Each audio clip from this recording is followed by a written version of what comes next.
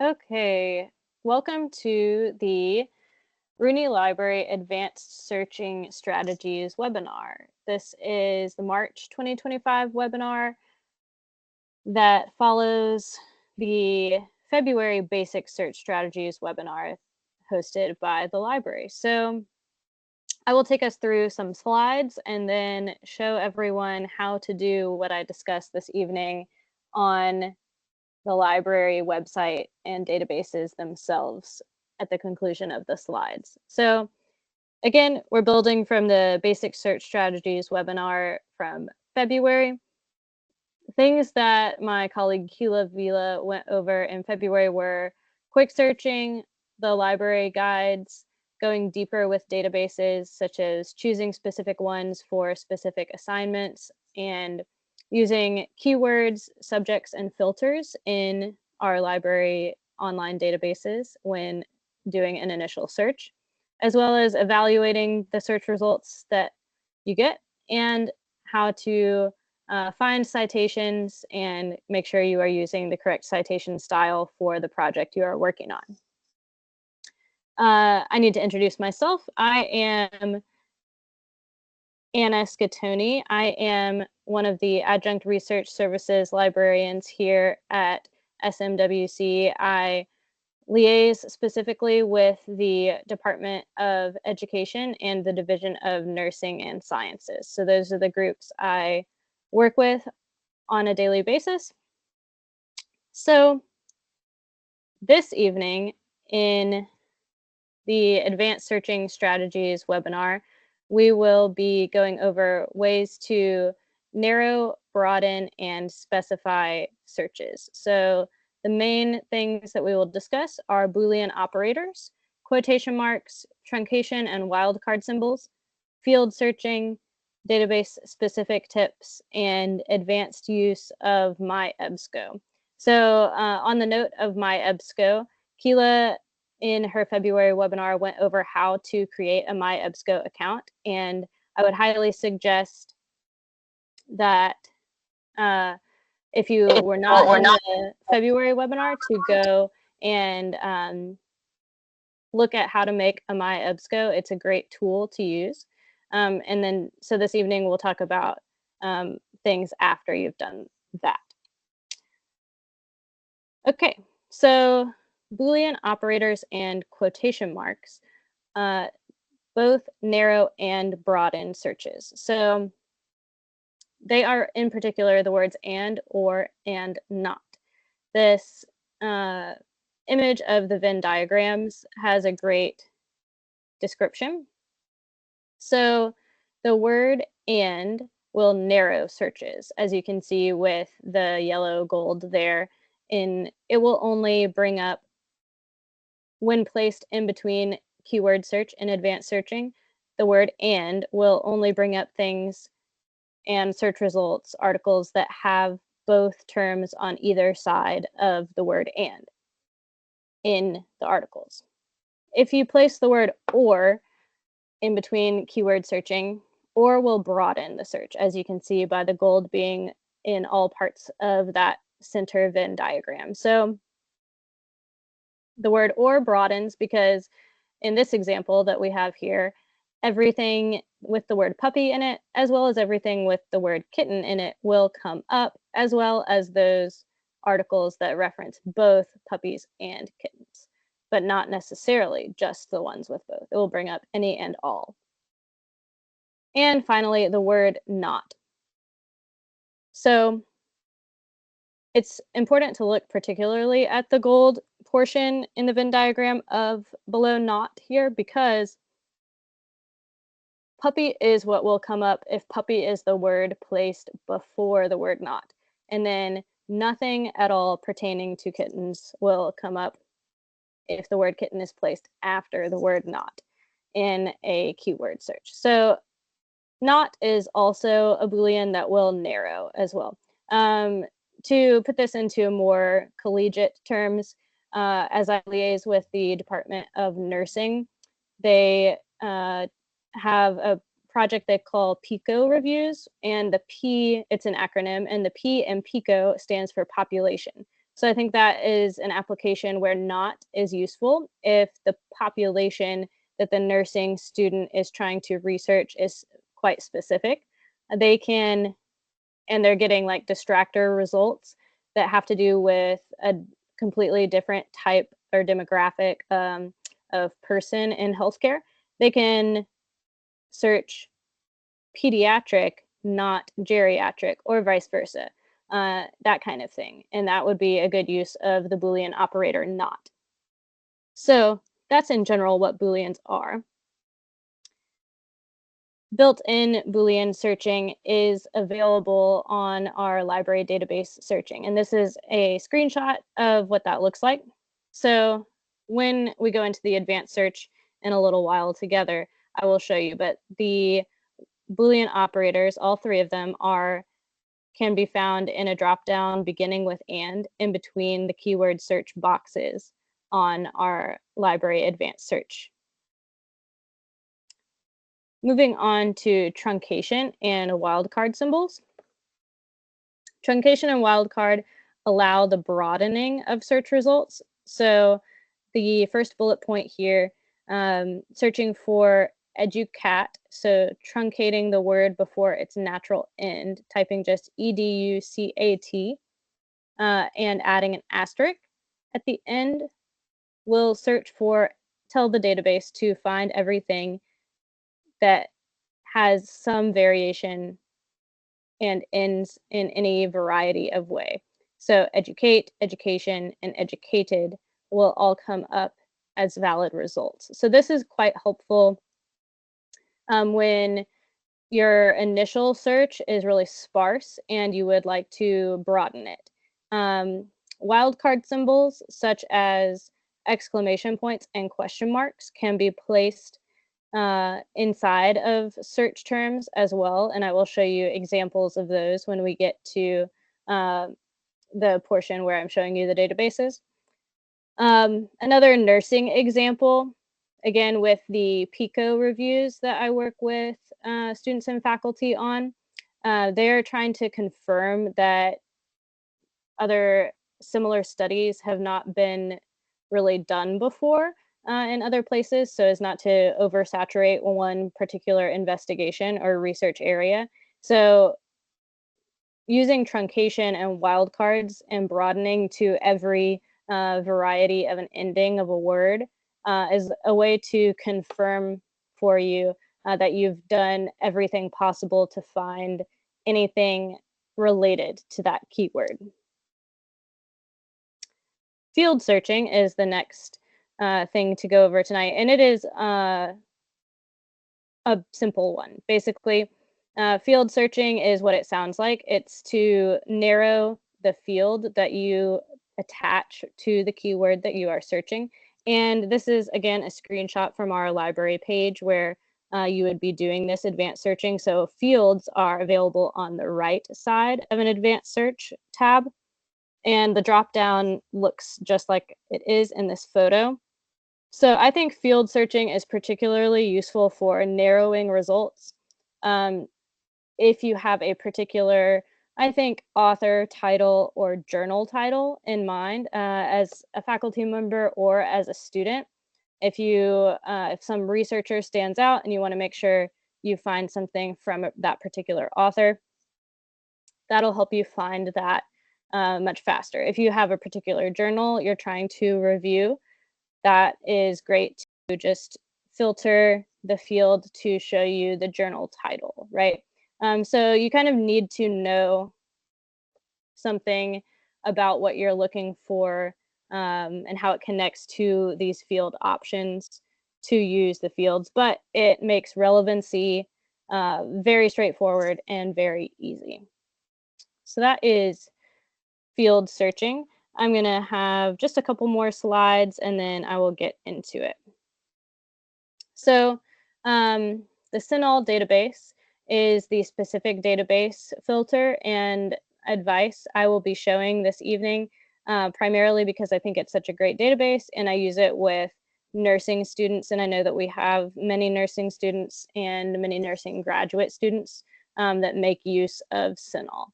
So I will discuss that in depth, but this is a photo that shows using the medical subject headings within CINAHL that are available and how many different things come up. I will get into that more in just a moment. We will also talk about making a project and saving to a project in myEBSCO. And again, I know some people have joined us while I had already begun the PowerPoint. So if you missed it at the beginning, I'm Anna Scatoni. I'm the Research Services Librarian for the Division of Nursing and Sciences and the Department of Education. So my virtual office hours are actually at this time every Wednesday. They go until 9 p.m. Eastern time. So again, welcome. This PowerPoint and this Teams are being recorded so that we can put them on the library YouTube and people can watch this back later. Again, I would suggest watching at least portions of the February one, especially the portion where Keela explained how to make a myEBSCO account. I think that is one of the most useful things that the library can offer. And I am going to now take us to the library page.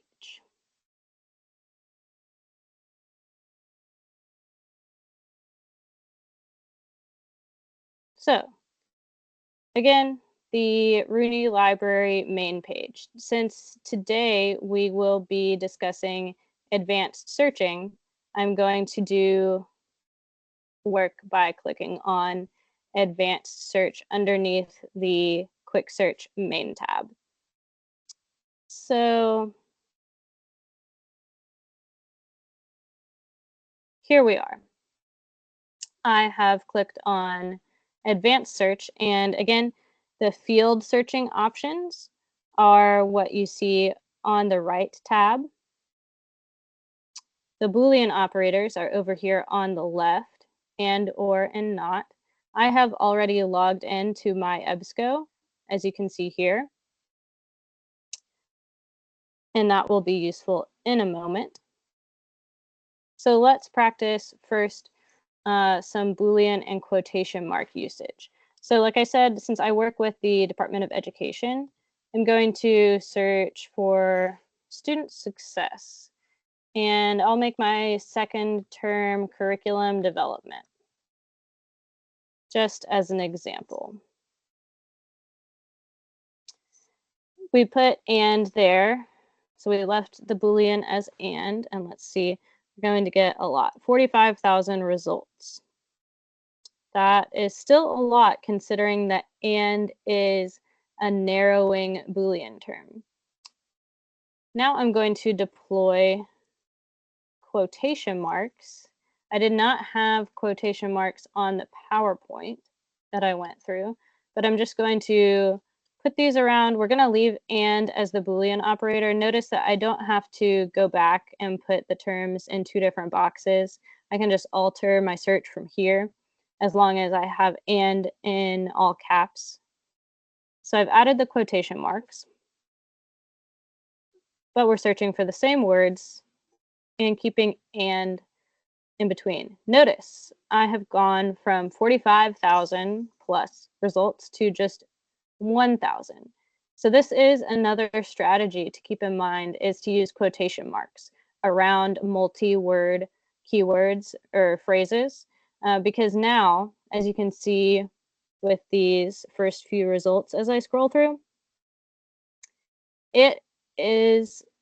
the database is forced to find results with the words in the exact order that they are inside the quotation marks. So they need to have student success together. We find that to be an incredibly useful tool. So, and that's the most narrow, right? We did and we did quotation marks. We can switch our Boolean from here, like I said. Let's switch it to or and see what we get. really broad, over 500,000 results, right? Because now we're going to get everything that talks about student success, everything that talks about curriculum development, not necessarily both together, but also both together, because that is how OR works.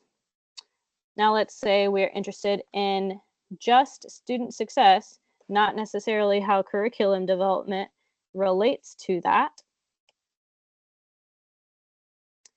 And let's search. Okay, so 163,000. That's still a great deal of results. But now you can see this is showing us, I've just gone through these to show you the differences in the results and how this all affects your searching so that you can see that. Let's practice truncation, but I'm going to go back to advanced search so we can see everything. Truncation and wildcard symbols. I'm going to type educat like I had it on the PowerPoint, and I'm going to leave and there. I'll do curriculum development again with quotation marks.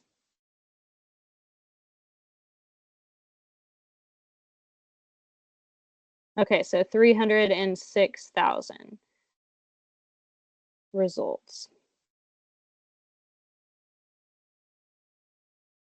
Let me not truncate and do education and curriculum development. Actually, let me do educate. That will, as the verb, be narrower.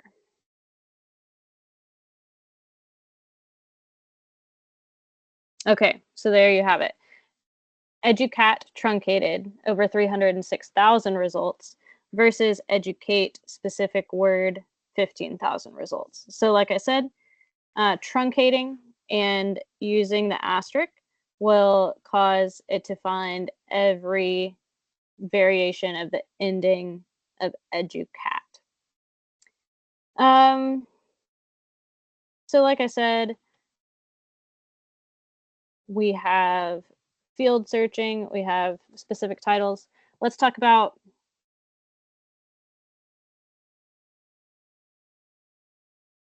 wildcard symbols. So I've just typed WOM exclamation point in. And again, we can do curriculum development. And then let's do education. So obviously, this is not a specific word. I have taken out a letter and replaced it with an exclamation point.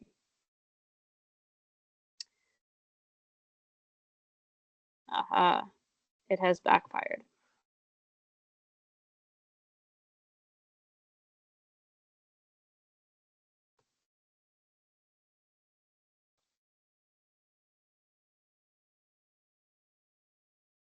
No, it wanted me to use it.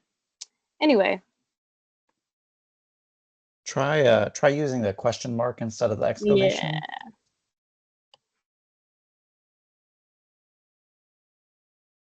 Let's see. There we go. Okay. So in some databases in the past, I've been able to use the exclamation point, but the question mark instead of the letter A or the letter N, as you can see here, will find everything that has the word women or woman.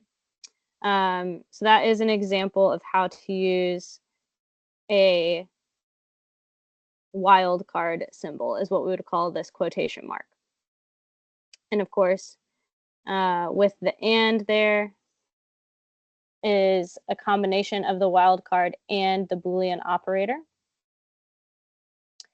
So let's say I was doing a project on education and the role of women in education, and I think this dissertation abstract that I've got here is a really great article, and I would like to save this article for later. This is where using myEBSCO and showing everyone how to use the advanced features of myEBSCO comes into play. So let's say I want this dissertation abstract. Over on the right, you can see these different symbols here. The one in the center of the 5 is a little folder with a plus, and I can add to project just by clicking that. I can choose a project. Here are my options here. So I already have an educational development project, but let me make a new one. All I have to do is click new project there. So I'm showing everyone, here you have create new project. I'm going to call it Women in Education. Now, if I was actually a student, I could enter a due date there for myself.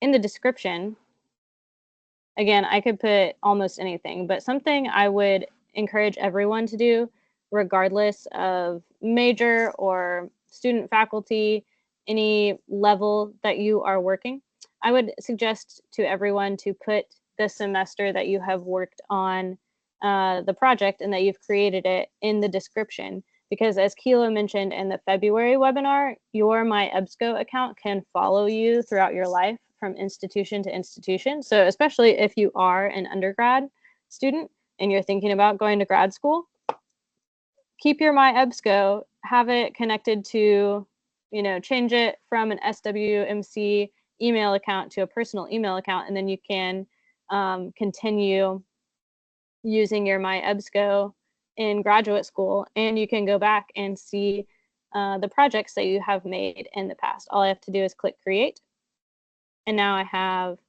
this nice green notification, 2 notifications on the right side of my screen that come up and say, I have created a new project and I have added to my project.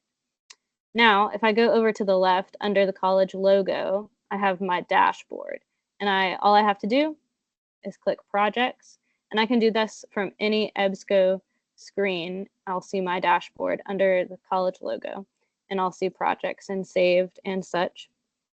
And here I have my Women in Education folder and the dissertation abstract that I have just added.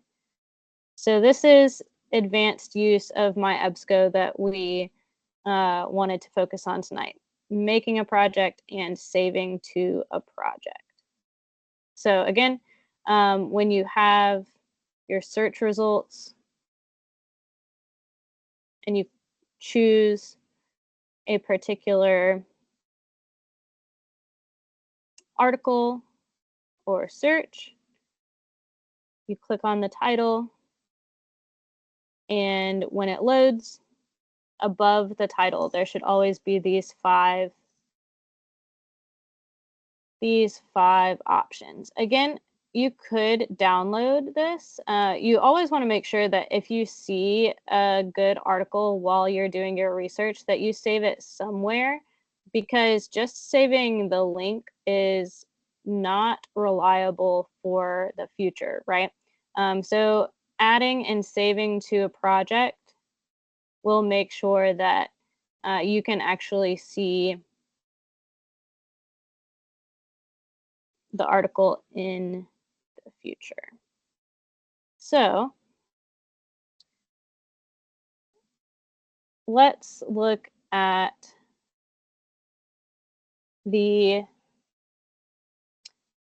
CINAHL database as the specific database that we wanted to look at. So I have just gone from the Rooney Library main page to the A to Z database list within the Rooney Library main page. I know that I want to look for the CINAHL database and that it starts with a C. So I've just clicked C, and I'm going to go to CINAHL Ultimate as one of the featured ones. So again, the CINAHL database, if you are not in the nursing field, it is a premier nursing database. And let's look at some of its interesting features. So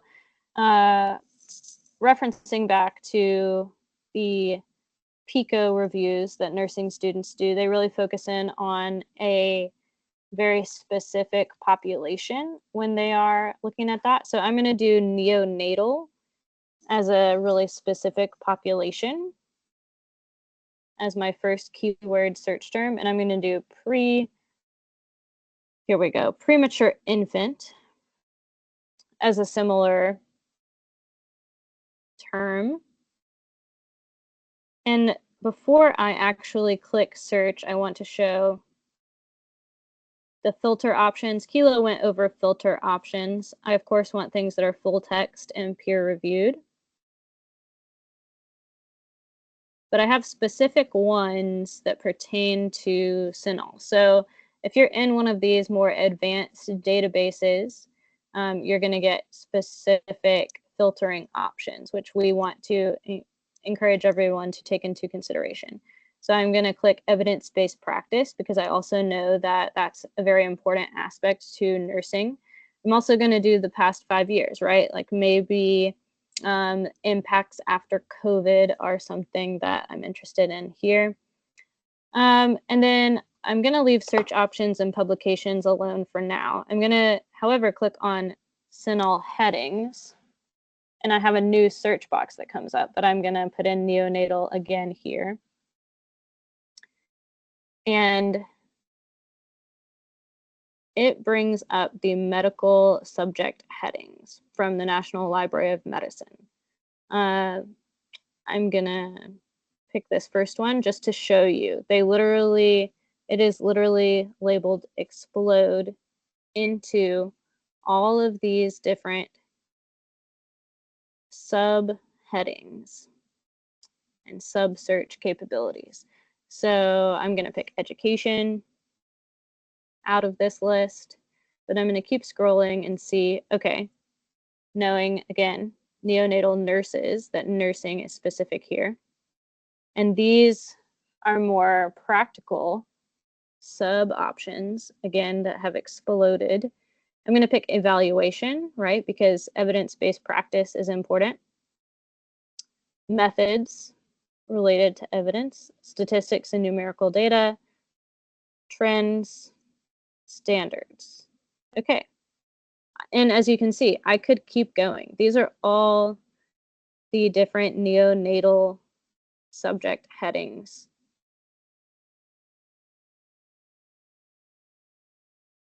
I'm just going to click neonatal intensive care nursing, but I'm not going to pick any underneath. Here I am. I'm going to click search.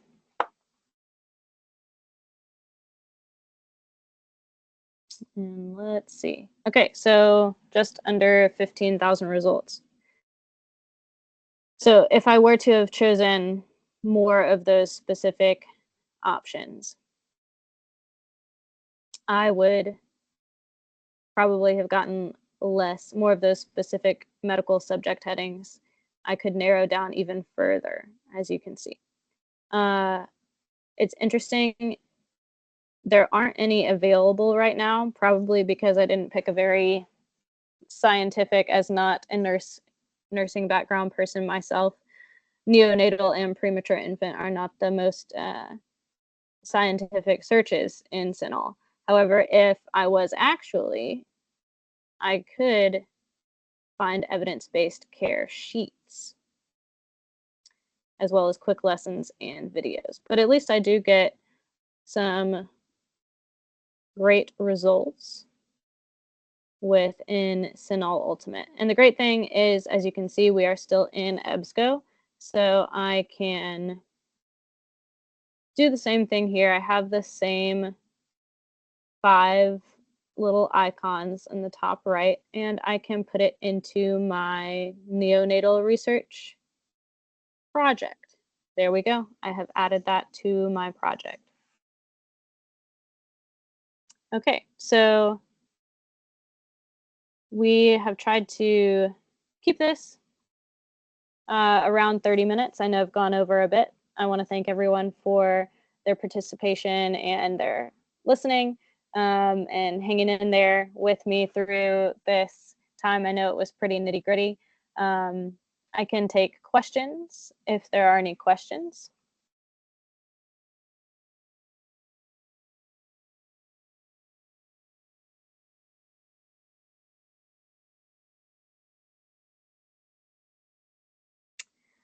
Well, if there are not any questions, again, I want to say thank you for joining this evening, and I'll show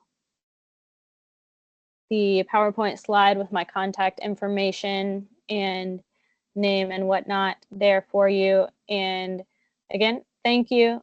This will be posted to YouTube for later reference, and I hope everyone has a good evening.